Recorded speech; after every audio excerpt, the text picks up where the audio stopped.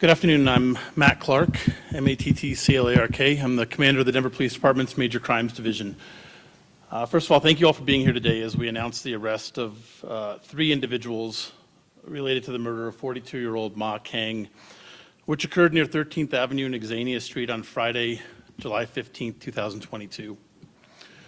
To begin, we appreciate the patience and trust that the family and the community has had in the investigators and the department as they've diligently worked to gather sufficient evidence to support the prosecution of these offenders. While we're announcing the identification and apprehension of several people today who were responsible for Ms. Kaing's death, we understand there's still a large hole for the family and for the East Denver community that won't be filled by the resolution of this case. Please know the department and our victim services teams will continue to support the families as we move forward through this process. To protect the integrity of the pending prosecution, I will not be able to detail the investigative tactics or speak in detail about statements or evidence that we've recovered that led to the apprehension of these individuals, but I will provide a brief overview of the incident to offer context and attempt to answer any questions that I can. On Friday, July 15, 2022 at about 11:30 p.m., Denver police officers from District 2 were called to the 1300 block of Xania Street on a report of a shooting incident. The responding officers quickly arrived and they located Ms. Kaing in the roadway suffering from a gunshot wound. She was assessed by paramedics and pronounced deceased at the scene. Detectives from the department's homicide unit were assigned to investigate the case. At the scene, the investigators and crime scene personnel recovered more than 3 dozen shell casings that had been fired from multiple firearms.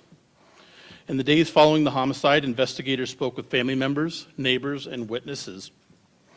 They reviewed video evidence and recovered additional evidence connected to the case, which ultimately led to the identification of 4 offenders. Through the investigation, it was learned that multiple individuals, including the 4 offenders, were in New Freedom Park near 13th and Xania. These individuals had observed a vehicle that was driving around the park. They didn't recognize it and didn't believe the vehicle belonged in the area. The offenders, each armed with a handgun, shot multiple rounds at the passing vehicle as it traveled on 13th Avenue. At the same time, Ms. Kaing and her family were unloading items from a vehicle in the 1300 block of Xania Street. One of the rounds fired from within the park struck Ms. Kaing and killed her. None of the other family members who were near the vehicle were injured, and investigators did find numerous bullet strikes and defects in windows, buildings, and vehicles in the 1300 block of Xania, consistent with rounds being fired from the New Freedom Park. Over the past 6 weeks, investigators have been working tirelessly on this case, and as a result of this work, detectives obtained arrest warrants for 4 individuals. One individual, 20-year-old Pa Ray, P-A, and then R-E-H, his last name, was determined to already be in custody in the Arapahoe County Jail on unrelated charges, so the case will be added upon him. 2 of the 4 individuals were taken into custody yesterday without incident. They are 22-year-old Nurah Allah, so N-U-R-A-A-H-L-A. And the other one is Lu Ray, L-U-R-E-H, a 22-year-old male. These will be included in the press release also. All individuals are being held for investigation of first-degree murder with extreme indifference, attempted first-degree murder with extreme indifference, and illegal discharge of a firearm. A 4th offender had indicated to the police that he intended to turn himself in, and he has not done so, and he appears to be avoiding apprehension efforts. That individual is 19-year-old Swa Bay, S-W-A-B-A-Y. Mr. Bay is alleged to have discharged a firearm during the incident. He is considered armed and dangerous, and we're asking anyone with information about his whereabouts to contact 911 or make an anonymous tip through the Crime Stoppers service at 720-913-STOP. Information leading to the arrest of Mr. May result in a reward up to $2,000. The case against these individuals will be presented to the Denver District Attorney's Office later this week, and the District Attorney will ultimately determine what charges will be filed. And again, we'll release the names in a press release so you guys have those as well. I think as I conclude, I just want to acknowledge the incredible work that's occurred here to get to this point. It took 6 weeks, a lot of long nights. The detectives, the investigators who were in the crime lab who supported this, the members of the District Attorney's Office who were with us along the way, have done a tremendous job to get us to this point. We do believe there's one additional individual who is involved in this case who discharged a firearm who we have not identified. So work is being done to identify that fifth individual, and once that's done, we'll obtain an arrest warrant and take that person into custody. Investigators had an opportunity to meet with the family today and update them on the status of this case. The family did not want to be present, was asking for privacy during this time, but they did. I had an opportunity to have a conversation with them this afternoon and did provide me some information that they wanted relayed, and I'll paraphrase the statement from Ms. Kaing's son, which he would ask to be relayed to the community today. First, I would like to thank Detective Estrada and the whole department for working this case. I want to thank them for how quickly this case was solved, as it was quicker than I assumed. My family and I hope all of the people involved are caught and convicted. I hope that gang members look at these situations and make changes in their lives. Stop terrorizing people. I hope that families will look at this situation and pay attention to their kids. I hope there are less bad people in this world so these tragedies do not happen, so families do not lose loved ones. These people should be ashamed of themselves. They should be ashamed of their choices and actions. Again, I cannot express enough gratitude for the work that went into catching these people. Thank you. That's the information I have to provide. I can attempt to answer any questions. Again, I won't be able to get into the details of the investigation. Yes, ma'am?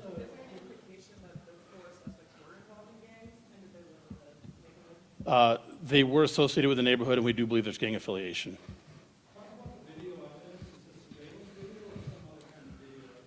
Surveillance video from businesses and residences, apartment complexes in the area, yes, sir. Any available video that was captured that night is being considered as part of the investigation. There was a heightened Crime Stoppers reward at one point for information that we're talking about today. Did that play into this at all? Was this tips from the public that led to these arrests?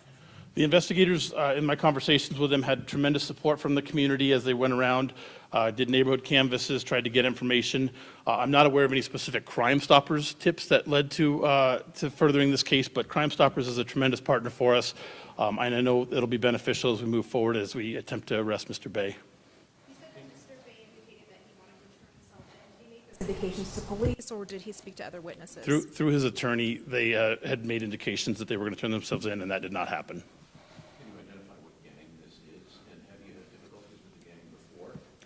So I don't want to misspeak and misidentify the gang. I'm not certain of which gang they're affiliated with, sir. And do they have much of a history of violence, this particular gang? The particular gang, again, I'm not sure which, I apologize, I don't know which gang I'm associating them with, so I don't want to misspeak on that. And did these 4, 5, ultimately, you believe, from that area or another area of town? I believe they are known to be in that area and are associated with that area there, in that New Freedom Park. Do you know if any of the people in the car that they were shooting at were injured, or do you know if they returned fire? We do not know either at this point, actually. We have not found the vehicle that they were shooting at. We do have evidence, video evidence that confirms what we've come to learn regarding the vehicle, but we don't have that vehicle, know if there was defects in that vehicle, nor if anybody was injured. Nobody's reported to have been injured. That has come to light in the last 6 weeks. What were some of the biggest challenges in getting from that incident to where we are today? It's an extremely complex investigation. You're dealing with multiple offenders, multiple guns, numerous shell casings in there. The complexity is significant when we look at how this transpired, that Ms. Kaing was completely innocent in this, had no involvement, didn't have any connection to the individuals involved, and was a completely innocent person. So that added to the complexity too, and it was just tremendous work, community cooperation, and investigative techniques that led to them being able to resolve and get to where we are right now. You stated that Mr. Bay is presumed to be armed and dangerous. Is this based on the assumed affiliation with the gang or anything else? It's based on, we believe that Mr. Bay discharged a firearm during this incident. Is there any way of tying which gun fired the bullet that killed her, if you would be able to determine? So I can't get into the ballistic evidence that exists in this case. Ma Kaing was a native of Burma, I believe. Are these young people of Burmese descent, or? Yeah, I'm sorry, your questions are good. I don't know where their origin is from, so I'm sorry. Did any of them express any regret I don't want to speak, I can't speak to their statements at this point. Sir, we saw a lot of community gatherings after this one came out the city, where the community, and 2 points were raised. One, the 911 issue. The second was folks concerned about violence in this park, in this area. Do you alter tactics in any way because of that, because of this incident? I think there's a significant increased presence of both uniformed and undercover officers attempting to be eyes on, be visible, be a deterrent to that, be aware of the community concerns and taking information. I think the community is engaged in providing information, and the district officers are responding to and dealing with what information is coming in. I'm sorry, I don't know that. If the lighting, I'm not sure. Sir, at the last meeting, the apartment complex, there was a question from the community stating if there were going to be more walking patrol, but at the time,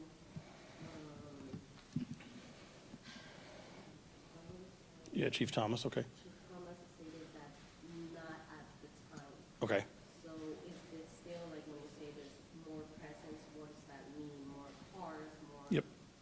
I think it's officers in vehicles. They're aware of the concerns in the community there. They're taking information, trying to be available and responsive to what's coming in. The district community resource officers are engaging with the community and passing along information to the appropriate sources to get the resources that are available.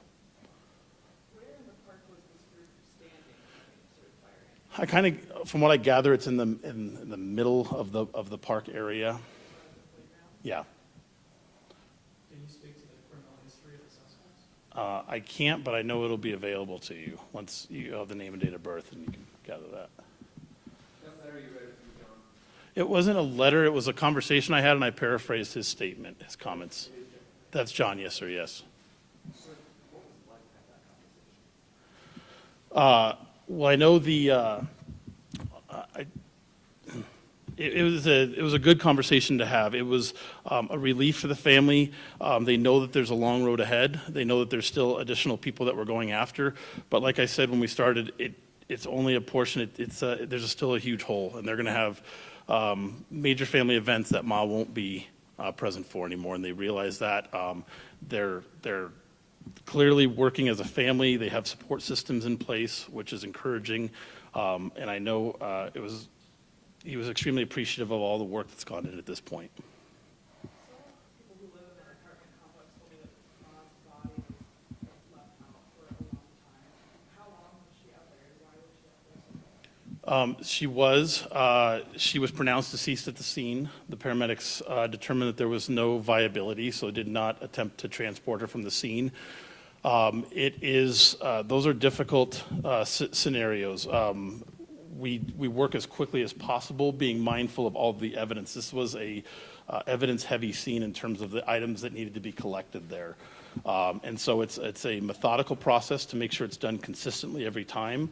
And we worked as quickly as we could with our partners at the Denver Medical Examiner's Office to have Ma removed from the scene and taken to their office.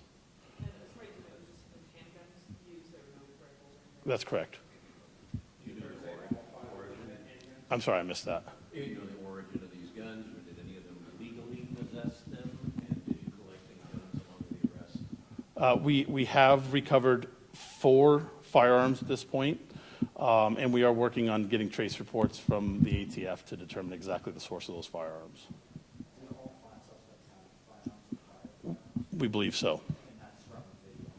That's from video, that's from statements we've received from people we've talked to throughout the investigation as well.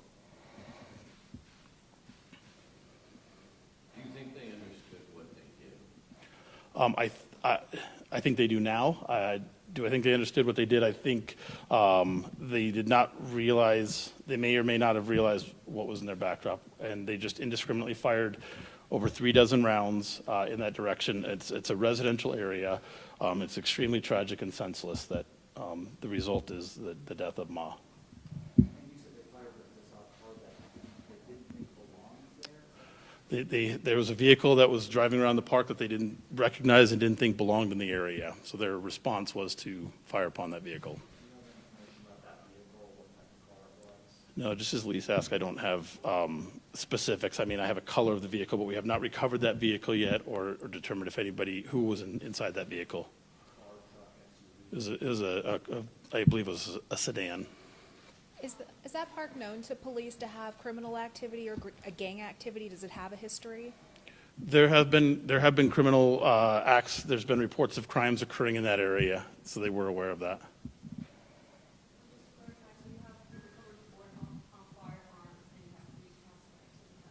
Correct.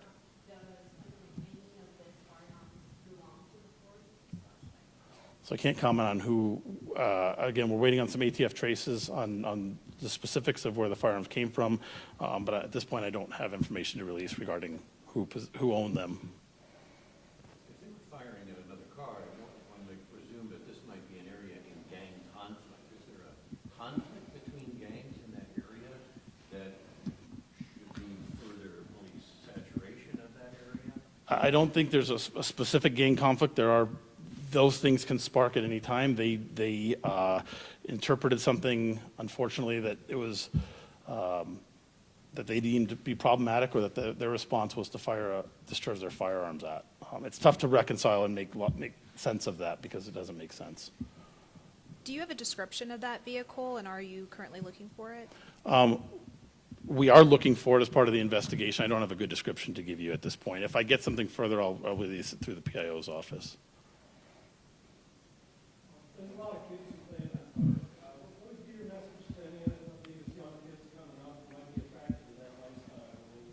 They flash and guns, things like that.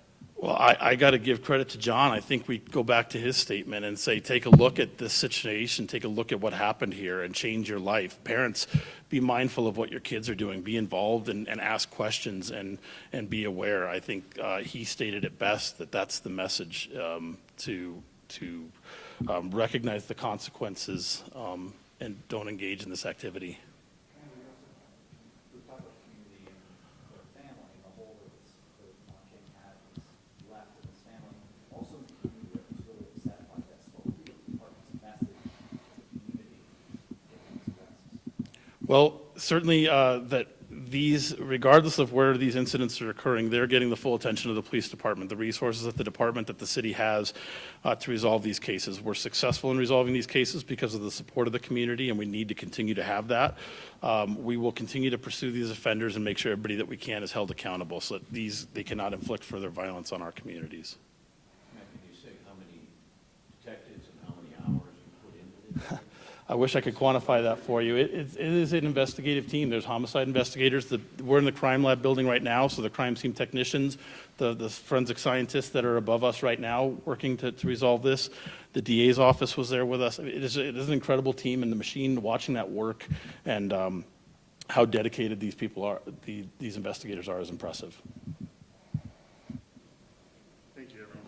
Thank you, guys.